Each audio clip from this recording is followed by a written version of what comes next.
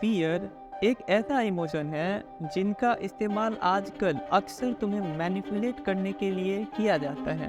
तुम्हें डराकर, तुम्हें भय दिखाकर ऐसे डिसीजन लेने के लिए इन्फ्लुएंस करते हैं जो वो चाहते हैं, ना कि तुम।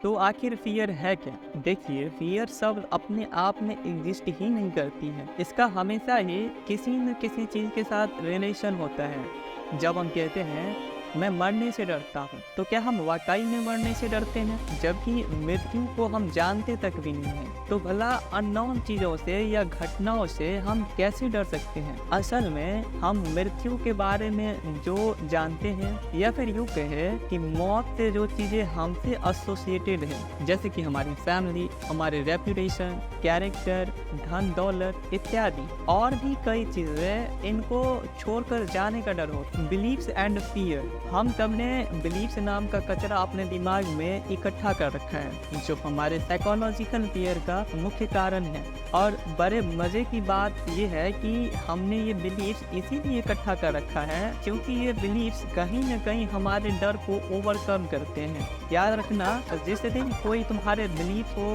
तोड़ देगा या उस पर चोट मारेगा, तुम गिड़गिड़ाने लगोगे उस बिलीव्स को बचाने के लिए। लेट्स से मेरे बेटे की मौत हो गई है। अब क्योंकि मैंने पुनर्जन्म में विश्वास करता हूँ, इसीलिए ये बिलीव्स हमारे डर को कम कर देती है। लेकिन ये बिलीव्स हमेशा ही डाउटफुल होते हैं। जैसे ओशो हमेशा कहते हैं कि मानो मत जानो। मानो मत, अगर जानना है, जानने का पहला कदम है मानने से मुक्त हो जाना। अगर तुमने कुछ भी मान रखा है, तो कभी भी फ्यूचर में ऐसा कोई आदमी आएगा और तुम्हारे इन मान्यताओं पर ऐसा वार करेगा कि तुम कांपने लगोगे।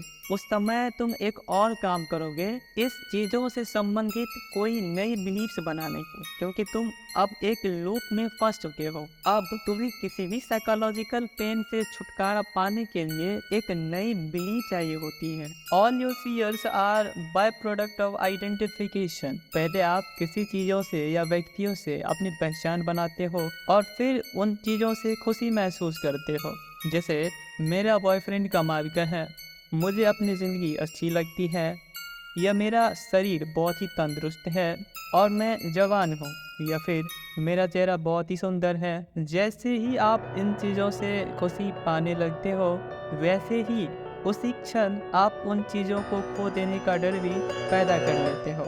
Inner life versus outer life. आपके भीतर जो जीवन है, ये आत्मा कह दीजिए, वो हमेशा खुशी और सुकून पाने की तलाश में है। आप जो भी करते हैं वो किसी न किसी रूप में सुख हासिल करने के लिए होता है। आप अक्सर अपनी पहचान बाहर की चीज़ों से, यानी कि अपने वेल्थ से, पोजीशन से, बैंक बैलेंस से, आदि चीज़ों से जोड़ते हो, ताकि आपको ये सुख हासिल हो सके, ताकि आपको ये सुख मिल सके। इन्हीं पहचानों के आधार पर आपका दिमाग थॉट और इमोशन को पैदा करता है, ताकि आपको ये सुख मिल सके। अब यहाँ पर दिक्कत ये है कि जो खुशी आप बाहर की चीज़ों से जोड़ कर पाना चाहते हैं, वो आपको सिर्फ पल भर के लिए सुख दे सकती है, लेकिन वो कभी भी हमेशा के लिए नहीं रह सकती। और जो कुछ भी आपने बाहरी चीज़ों से इकट्ठा करा होता है, उसमें हमेशा डुअलिटी होती है।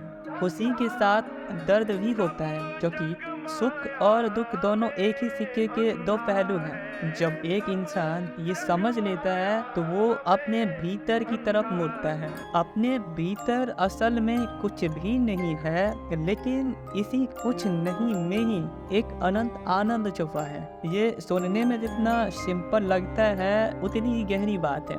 जब एक बारी आप अपने भीतर ही इस अनंत सुख को तलाश लेते हो, तो धीरे धीरे आपकी सभी पहचान, जो कि आपका ईगो है, वो मिट जाता है। वो एक तरीके से डिजॉल्व हो जाती है। एक समय के बाद आप लोगों और चीज़ों के साथ काम तो करते हो, लेकिन आपको उसे कोई सुख पाने की चिंता नहीं होती है। आप बस जो जरूरी है वही करते हो।